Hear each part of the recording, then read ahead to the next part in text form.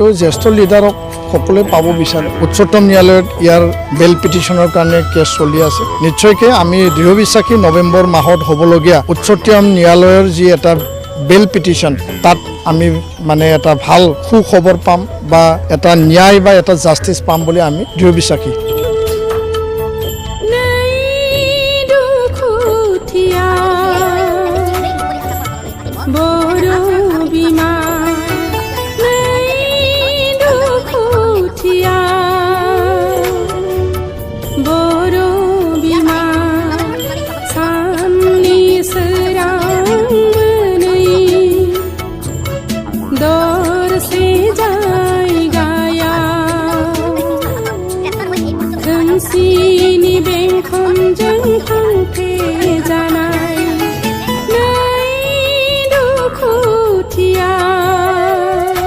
total 67 জেলত আছে কিন্তু গোটেই মিলাই পেলাই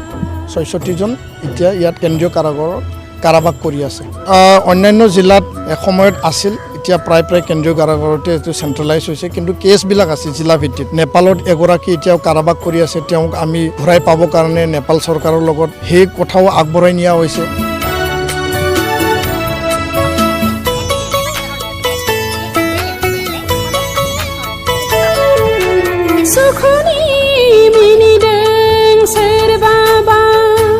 আমাৰ যে ৩-৪ হাজাৰ কেছ আছিল তাৰে 263 কেছ উইথড্ৰ কৰা হ'ল আৰু এতিয়া হাইনিয়াছ আৰু নন হাইনিয়াছ যিখিনি কেছ আছে সেই কেছখিনি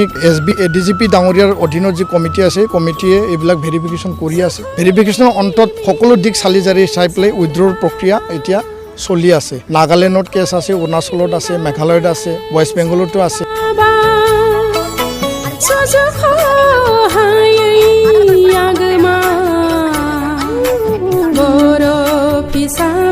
দুগৰাকী আমাৰ প্ৰাক্তন এনডিএফবি সদস্য তেওঁলোকে আত্মহত্যা বাছি ল'বলৈ বাধ্য হৈছে তো তেনেকুৱা এটা মানসিক চাপ হ'ব নালাগে ৱাৰেণ্ট আৰু চামন বন্ধ হ'ব লাগে কেন্দ্ৰীয় চৰকাৰক কোৱা হৈছে অসম চৰকাৰক কোৱা হৈছে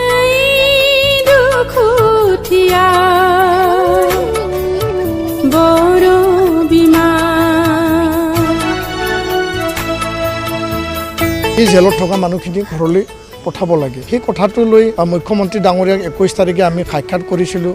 আৰু সেই কথাটো লৈ তেওঁ বিবেচনা কৰিম বুলি কৈছে আমি দৃঢ় বিশ্বাসী মুখ্যমন্ত্ৰী ডাঙৰীয়া অমিত শ্বাহ ডাঙৰীয়া মোদী ডাঙৰীয়া নিশ্চয় এই যে এটা বুজাবুজি যি এটা কমিটমেণ্ট এটা ফলপ্ৰসূ ফল দিব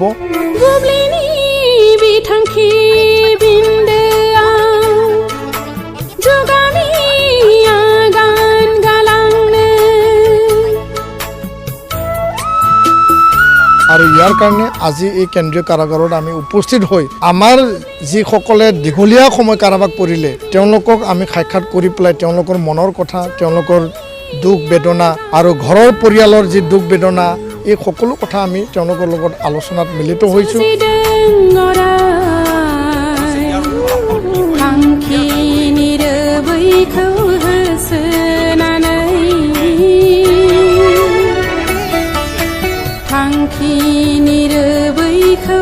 এটা মানুহ এটা সিটতে তেওঁ বাহাল থাকিব 2-3টা তেওঁ সুবিধা ল'ব নোৱাৰিব এতিয়া কাউন্সিলতো যদি থাকে এমএলএও থাকে বা কাউন্সিলৰ সিটত জিকিও যদি এমপি হয় তো এটা সিটে থাকিব তাৰ কাৰণে তো তেনেকুৱা যি প্ৰক্ৰিয়া আছে সংবিধানত সেই সংবিধান প্ৰক্ৰিয়া মতে তাত মানে ব্যৱস্থাটো থাকিব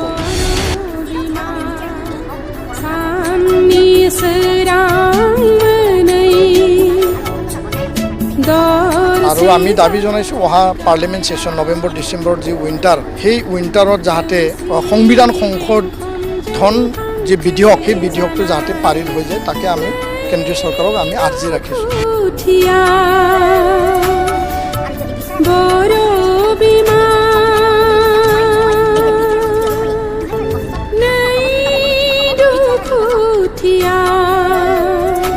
সংবিধান সংশোধন বিধেয়ক যেতিয়া পাৰিত হ'ব তেতিয়া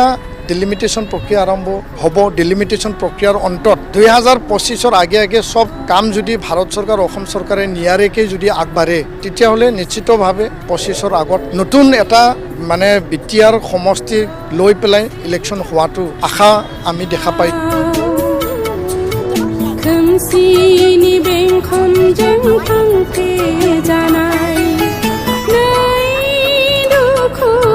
Article 280 বিষয়টো আছে 125 যোনটো এমেণ্ডমেণ্ট আছে সেই এমেণ্ডমেণ্টত পাৱাৰ এণ্ড ফাংচন অধিক কৰা ফাইনেন্স কমিশ্যন গঠন কৰা আনপিডিটি সমষ্টি বঢ়াই নিয়া আৰু এণ্টি ডিফেকশ্যন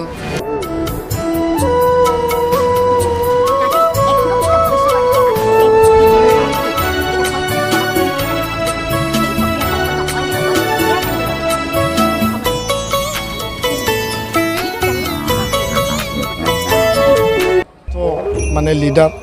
তো জ্যেষ্ঠ লিডাৰক সকলোৱে পাব বিচাৰে উচ্চতম ন্যায়ালয়ত ইয়াৰ বেল পিটিশ্যনৰ কাৰণে কেছ চলি আছে নিশ্চয়কৈ আমি দৃঢ় বিশ্বাসী নৱেম্বৰ মাহত হ'বলগীয়া উচ্চতম ন্যায়ালয়ৰ যি এটা বেল পিটিশ্যন তাত আমি মানে এটা ভাল সুখবৰ পাম বা এটা ন্যায় বা এটা জাষ্টিছ পাম বুলি আমি দৃঢ় বিশ্বাসী বিভিন্ন সময়ত বিভিন্ন গুৰুদেৱ কালীচৰণ ব্ৰহ্মৰ জন্ম হৈছিল বড়ো জাতিৰ এক জটিল সংকটৰ সময় যিগৰাকী কালীচৰণ মেচ নামে প্ৰথমে পৰিচিত যিগৰাকী ব্যক্তি পিছলৈ মহান সমাজ আৰু ধৰ্ম সংস্কাৰৰ গুৰুদেৱ কালীচৰণ ব্ৰহ্মৰ নামেৰে পৰিচিত হৈছিল গুৰুদেৱ কালীচৰণ ব্ৰহ্মৰ জন্ম হৈছিল 1860 চনৰ 18 এপ্ৰিলত আৰু পৰলোক প্ৰাপ্ত হৈছিল 1938 চনৰ 8 মে গুৰুদেৱ কালীচৰণ ব্ৰহ্ম আছিল আধুনিক বড়ো সমাজৰ স্বকীয় ভাষিক আৰু টোটেল 67 জেলত আছে কিন্তু গোটেই মিলাই পেলাই 66জন এতিয়া ইয়াত কেন্দ্ৰীয় কাৰাবাস কৰি আছে অন্যান্য জিলাত এসময়ত আছিল এতিয়া প্ৰায় কেন্দ্ৰীয় কাৰাগাৰতে এইটো চেণ্ট্ৰেলাইজ হৈছে কিন্তু কেছবিলাক আছে জিলা ভিত্তিত নেপালত এগৰাকী এতিয়াও কাৰাবাস কৰি আছে তেওঁক আমি ঘূৰাই পাবৰ কাৰণে নেপাল চৰকাৰৰ লগত সেই কথাও আগবঢ়াই নিয়া হৈছে গুৰুদেৱ কালীচৰণ ব্ৰহ্ম আছিল 300 শতিকা ভাৰতৰ ভিতৰতে এগৰাকী শ্ৰেষ্ঠ সমাজ আৰু ধৰ্ম সংস্কাৰ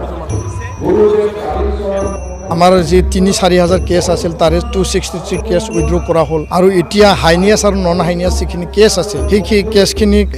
DGP ডাঙৰীয়াৰ অধীনত যি কমিটি আছে কমিটিয়ে এইবিলাক ভেৰিফিকেশ্যন কৰি আছে ভেৰিফিকেশ্যনৰ অন্তত সকলো দিশ চালি জাৰি চাই পেলাই উইথড্ৰৰ প্ৰক্ৰিয়া এতিয়া চলি আছে নাগালেণ্ডত কেছ আছে অৰুণাচলত আছে মেঘালয়ত আছে ৱেষ্ট বেংগলতো আছে সমাজ সচেতন ব্যক্তি হিচাপে গুৰুদেৱে বড়ো সমাজৰ সংস্কাৰ আৰু বৈপ্লৱিক পৰিৱৰ্তনৰ দুগৰাকী আমাৰ প্ৰাক্তন NDFB সদস্য তেওঁলোকে আত্মহত্যা বাছি ল'বলৈ বাধ্য হৈছে তো তেনেকুৱা এটা মানসিক চাপ হ'ব নালাগে ৱাৰেণ্ট আৰু চামন বন্ধ হ'ব লাগে কেন্দ্ৰীয় চৰকাৰক কোৱা হৈছে অসম চৰকাৰক কোৱা হৈছে এই সংস্কাৰৰ নামেই হ'ল ব্ৰহ্ম আন্দোলন ব্ৰহ্ম আন্দোলন এক ধৰ্মীয় আন্দোলন নাছিল ই এক সামাজিক এই জেলত থকা মানুহখিনি ঘৰলৈ পঠাব লাগে সেই কথাটো লৈ মুখ্যমন্ত্ৰী ডাঙৰীয়াক 21 তাৰিখে আমি সাক্ষাৎ কৰিছিলোঁ আৰু সেই কথাটো লৈ তেওঁ বিবেচনা কৰিম বুলি কৈছে আমি দৃঢ় বিশ্বাসী মুখ্যমন্ত্ৰী ডাঙৰীয়া অমিত শ্বাহ ডাঙৰীয়া মোদী ডাঙৰীয়া নিশ্চয় এই যে এটা বুজাবুজি যি এটা কমিটমেণ্ট এটা ফলপ্ৰসূ ফল দিব প্ৰতিষ্ঠাপক স্বামী শিৱনাৰায়ণ পৰমভক্তৰ বিষয়ে প্ৰথম প্ৰচাৰ কৰা হৈছিল এই আছিল তেওঁৰ ব্ৰহ্ম ধৰ্মৰ সৈতে প্ৰথম সংস্কৰণ আৰু ইয়াৰ কাৰণে আজি এই কেন্দ্ৰীয় কাৰাগাৰত আমি উপস্থিত হৈ আমাৰ যিসকলে দীঘলীয়া সময় কাৰাবাস পৰিলে তেওঁলোকক আমি সাক্ষাৎ কৰি পেলাই তেওঁলোকৰ মনৰ কথা তেওঁলোকৰ দুখ বেদনা আৰু ঘৰৰ পৰিয়ালৰ যি দুখ বেদনা এই সকলো কথা আমি তেওঁলোকৰ লগত আলোচনাত মিলিত হৈছোঁ তেওঁলোকৰ প্ৰয়োজনীয়তা ভালদৰে পূৰণ কৰিব পাৰে তেওঁ উপলব্ধি কৰিছিল যোগ্য আহুতি কৰি